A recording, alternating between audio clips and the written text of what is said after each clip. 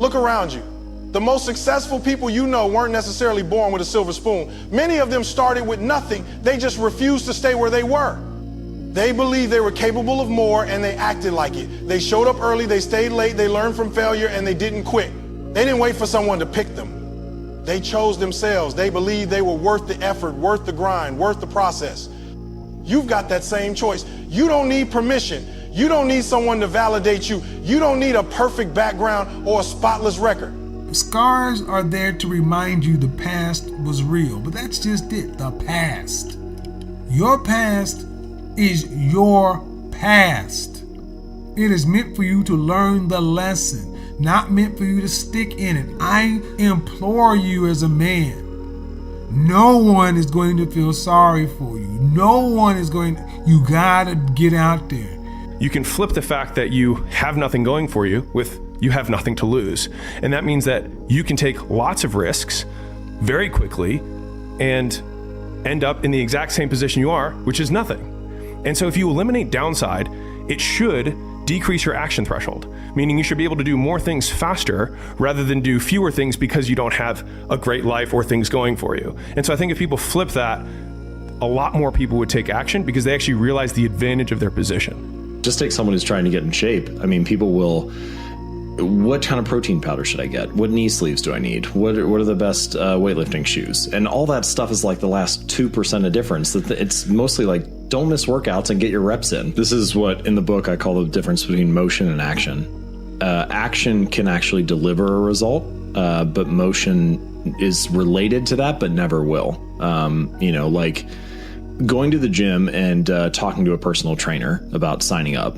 That's fine. That's related to getting in shape, but it doesn't matter how many times you talk to a personal trainer, you're never going to get in shape. Whereas like doing 10 squats, that actually can do something. It's like talking to the trainer is motion, doing squats is action. The only thing standing between you and your goals is the decision to start and the discipline to continue. That's it. The problem is most people don't believe they're capable. They think success is something that happens to other people. So they shrink their dreams. They settle for just enough. They convince themselves it's not for them. But the truth is, it could be for them if they just choose it. If they stop making excuses, if they stop playing small. Success is a choice that shows up in your daily habits, in your mindset, in your grind. Every day you're either choosing it or you're choosing something else. You can't keep saying, I want more, while living like you're okay with less. If you want more, you have to move different, think different, work different.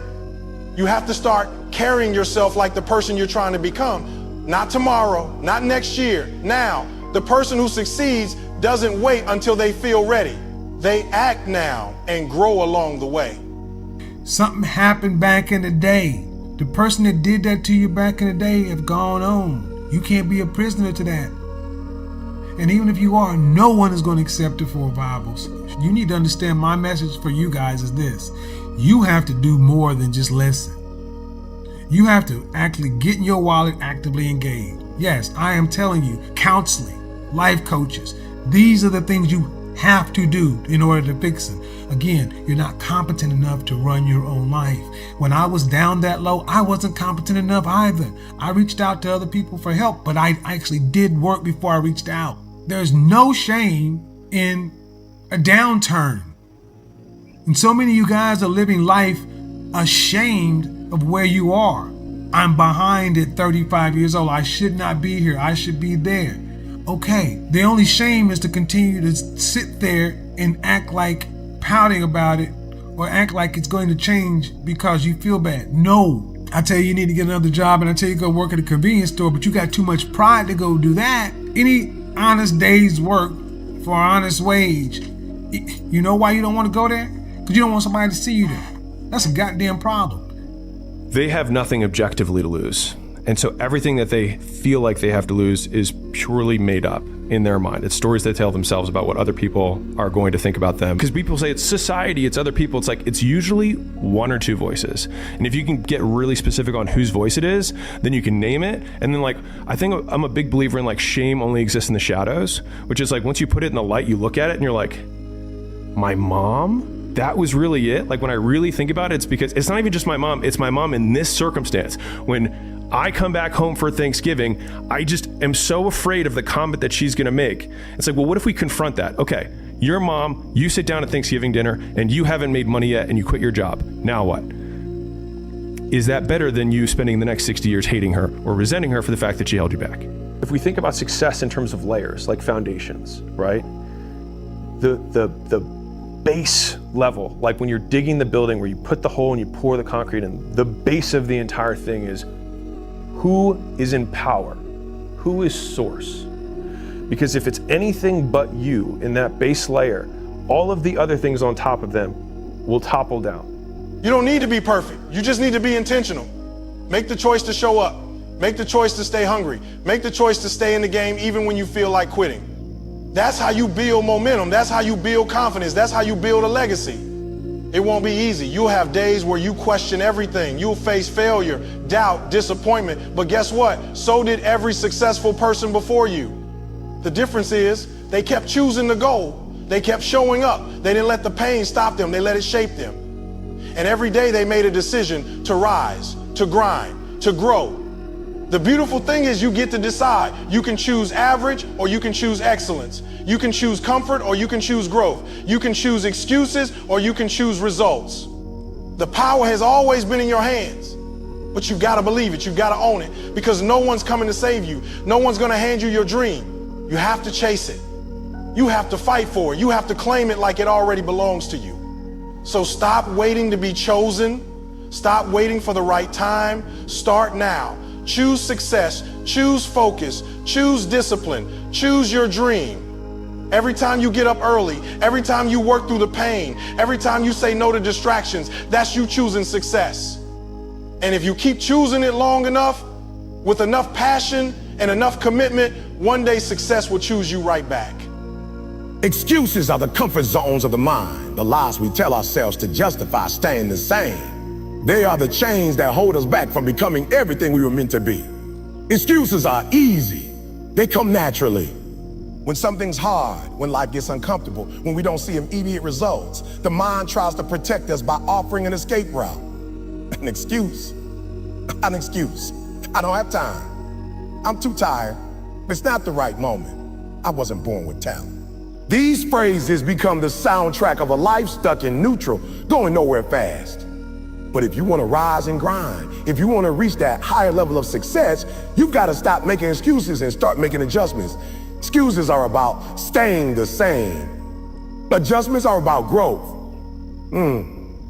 Excuses say, this is why I can't. Adjustments ask, how can I? That's a completely different mindset. One is rooted in fear and limitation. The other is rooted in power and possibility. The moment you stop giving energy to your excuses is the moment you begin to take control of your life. You see, life doesn't care about your reasons. It cares about your results. No matter how valid your excuses may seem, they don't build your dreams. They don't put in the work. They don't make the sacrifices. They don't push you forward. That's on you. You gotta own your life. You ain't there yet. If you worry about what somebody was, I didn't care if somebody saw me. Somebody saw me doing that stuff. I was like, you're damn right. I'm here and I'm making money. I had people who saw me when after my divorce and everything, waiting tables. That was a skill I had acquired. I'm like, yeah, but you don't realize I'm making $100 a day, making more than I was making over here. And yeah, I'm having to bring you your bread and everything else, but I'm getting money. And then 6 months later, they're like, how are you driving around a BMW? Because everything I had was a plan. All those menial jobs, part of a plan. I went to work with the greatest attitude because I knew I wasn't going to be there long because it was part of a plan. People run into me, man, I remember you was a waiter at so-and-so, and now it's part of a plan. Winning in power, your mindset. And I got there because I've had help along the way. I've had coaches along the way. I've had life coaches. I've had therapy. I've had all these things. I spent thousands of dollars. I didn't do my own style. I didn't do my own image consult. I went to a professional. If I can, so can you. Guys, you know, when I said that thing about going out and not having money, tell you, dude, that's a horrible feeling. To know you ain't got but $20 and the club costs $10 to get in. You got $10. to drink, and to eat afterwards. So you buying what? One drink and then trying to go to get a taco or something afterwards? But then the party is going and you see a chick, you can't do anything. Money gives you options. And you feel some kind of way. The entire time you're there, you're not enjoying it. Cause you're like, damn, man, they over here living it up and I'm behind. And if you got good friends, they may say, man, I got the drinks, I got the round, but there's something inside of you as a man. It's like, I'm tired of motherfuckers having to pay for my round. I'm tired of this shit, man. Cause you don't like it. You're like, that's your manhood fucking with you. It's a foundation of sand otherwise. You can't build on top of blaming other people. There's nothing that stands on it. At the very beginning, you have to accept that, which is the first two words, my fault, my responsibility, all me. I am source.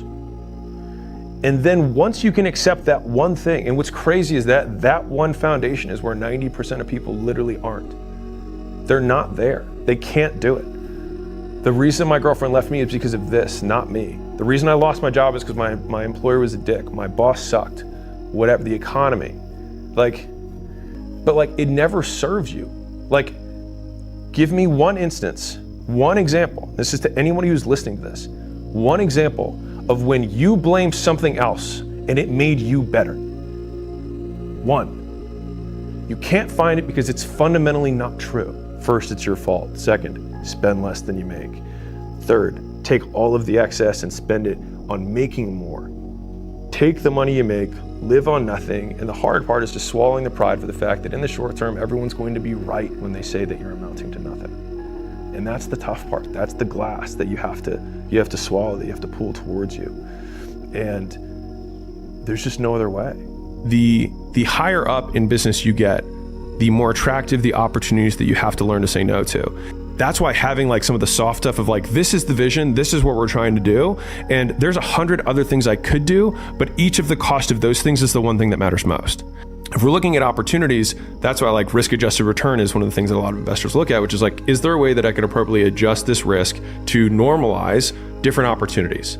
And I think that single skill set is one of, if not the most important skill sets as an entrepreneur, because fundamentally it's betting. That's what we're doing. We're making bets. Every day we bet with our time, we bet with our money. With the limited constraints we have or limited resources we have against unlimited opportunities. When we're organizing opportunities that we're going to pursue with a business, we look at what are the ones that we have the absolute highest likelihood of success, that we need no new skills and no new effort. If we can do that, or the least amount of new effort and no new skills, that would be the first thing we're going to do. And then once we take off all the ones that take basically no effort and no extra skills, we're like, okay, which ones take more effort and still no skills? And then once we do that, then we're like, okay, now we can start learning a new skill. And of the different skills that we could learn, which of these is going to give us the highest leverage, as in most output for the least amount of input? Own your time. Own your choices. Because the harsh truth is this: as long as you keep making excuses, someone else who did is going to take the spot you said you wanted.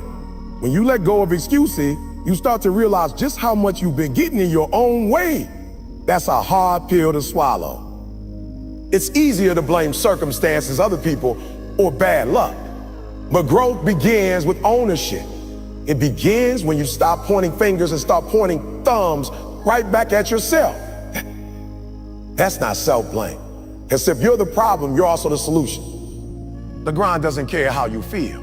It doesn't care if you're tired or busy or not in the mood. The grind respects action. It respects consistency. It rewards those who show up regardless. So if you want to be that person, if you want to separate yourself from the pack, you got to replace every excuse with effort. You got to flip the script. Instead of I can't, say I will find a way. Instead of I'm not ready, say I'm not ready. Say I prepare until I am. Instead of it's too hard, say I'm getting stronger. Excuses also live in comparison. When you spend your energy comparing your journey to someone else's, you start feeling like you're behind, like you're not good enough. That's when the excuses creep in. They have more support, or they started earlier, or they're more talented. But the truth is, you don't need to match someone else's pace. You just need to master your own. Your race is your race. And every time you stop to compare, you slow down your momentum. So keep your eyes on your lane and grind. The people who make it to the top didn't have perfect condition. They didn't have endless time, unlimited resources, or constant motivation. What they had was grit. What they had was the ability to silence their excuses and show up anyway. They learned to push through resistance. They understood that progress happens when comfort ends. And that mindset made all the difference. When you stop making excuses, something powerful happens. You start believing in your own potential. You start proving to yourself that you're capable. That belief builds over time. Each day you say no to an excuse and yes to action, you strengthen your confidence. You build trust in yourself. And that trust becomes unshakable. You stop needing validation from others because you know what you're made of. Excuses are also sneaky. Sometimes they wear the disguise of logic and practicality. I need more research. I should wait for the right timing. Let me get everything perfect first. But perfectionism is just fear dressed up as productivity. There will never be a perfect time. Conditions will never be ideal. Start where you are with what you have. Learn as you go. Adjust along the way. That's how winners move. Success demands responsibility. And responsibility means taking full ownership of your mindset and your actions. It means doing what needs to be done, whether you feel like it or not. It means understanding that every choice matters. Every excuse you eliminate brings you one step closer to your goal. Every day you show up without excuse, you become more unstoppable. So take a moment and look in the mirror, not just at who you are, but who you could be. What kind of life would you have if you stopped making excuses? What kind of goals would you smash? What kind of strength would you unlock? It's all within you unlock. You've got to get honest. You've got to call yourself out because no one is coming to do it for you. The rise is on you. The grind is on you. Excuses may have gotten you this far, but they won't take you any further. Manhood is telling you, no, man, you need to pay your own way. That's a positive sign. Here's the thing. Understand, make the next time the last time, to where you ain't got to do it again, to where somebody say, oh man, I got your drink, no, I'm good. Or even better, when this happens, when you actually start working and getting that shit ready and you go out with your friends and you say, first round's on me. Everybody be like, what? You bullshit. No, you didn't. First round's on me. Okay, what? Then get whatever you want. First round's on me. Oh, snap!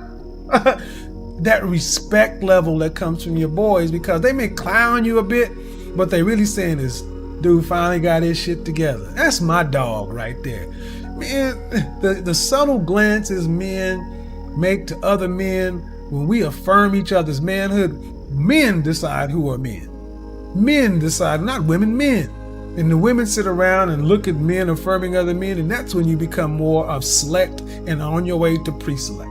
18, you got a lot of runway left.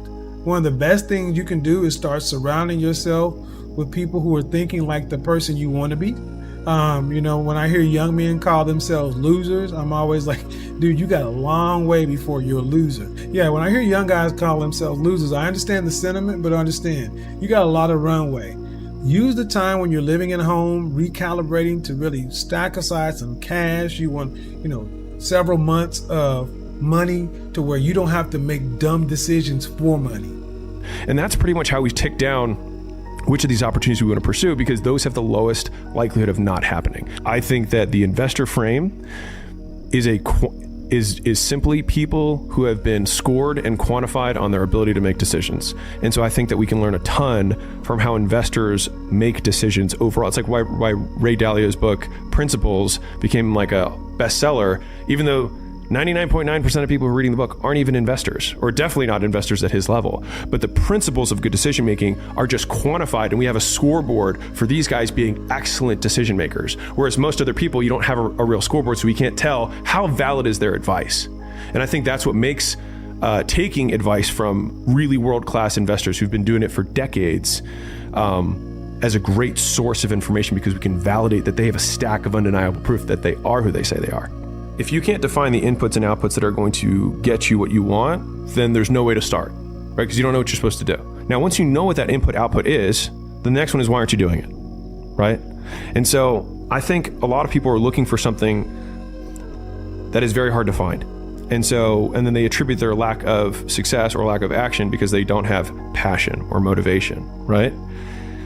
And I was the same way. And then I got my job, so out of college, and I would read all the self-help books. I read, like, every night, that's all I did. I just read all these self-help books, and I found one of them that said, there are people who are wantrepreneurs and entrepreneurs. And I remember hearing that word wantrepreneur, but what if they're right? I am a wantrepreneur. I'm not an entrepreneur. I want to be one, and I'm not.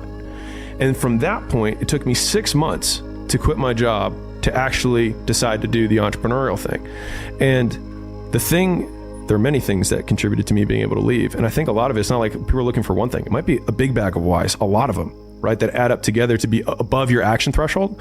And I think in the early days, people are looking for the big carrot. They want the big vision. They want the big passion, but they don't have it. But I'll give you the first rule of entrepreneurship that I have learned, which is use what you have. And a lot more people have pain. A lot more people have anger. A lot more people have shame. And if you can use that as your gas in the beginning, you'll eventually get to a point where you can get out of that loop and then find something that you are really passionate about. But if you can't tie your shoes, you can't lift the weight, you can't send the DM, then you have to start with whatever you have. And so for me, it was hatred of my current existence. They don't belong in the next chapter of your story. Replace them with discipline, with hunger, with action. Choose to grind, choose to grow, choose to rise. Success is not accidental, it's intentional. It doesn't fall into your lap just because you want it. It doesn't come because you hope for it, prayed for it, or talked about it. Success comes to those who prepare for it, who plan for it, who act like it's already on its way. It's a mindset, a routine, a standard you live by every single day. If you want to rise, if you want to grind and make your dream a reality, you got to move like someone who already believes success is inevitable. You can't treat your goal like a hobby and expect it to pay you like a profession. Now, too many people say they want to win, but they're not moving like winners. They're waiting for the perfect moment, the perfect opportunity, or for someone to come and help them. That's not how success works. Success responds to preparation and finds those who are ready. You don't get ready once the opportunity arrives. You stay ready so when the door opens, you can walk through it without hesitation. Preparation is your proof of belief. If you truly believe your dream is possible, your actions will reflect that belief. You'll wake up earlier, you'll study harder. You'll train longer, you'll cut off distraction. You'll invest your time, energy, and focus into building something great. You won't wait for motivation, you'll create it. The main thing you need to focus on is not getting a chick pregnant before 35 years old and outside of a committed relationship. As long as you remain no kids, you got a lot of options. Obviously, we're talking about a legal thing, but every man gets tired because life comes in cycles. And because we as men lack men to wave us on down the path of life, we don't know where we're at. We don't know if we're good or bad or above or below. We just don't know. And because it's impolitic for men to admit they don't know something, most guys are just shamed into shutting up and shutting down. And all that makes you is a battery for somebody else to use. And I got no problem with society needing men to do what we do, but I want you to enjoy your life. It's yours. It's only one.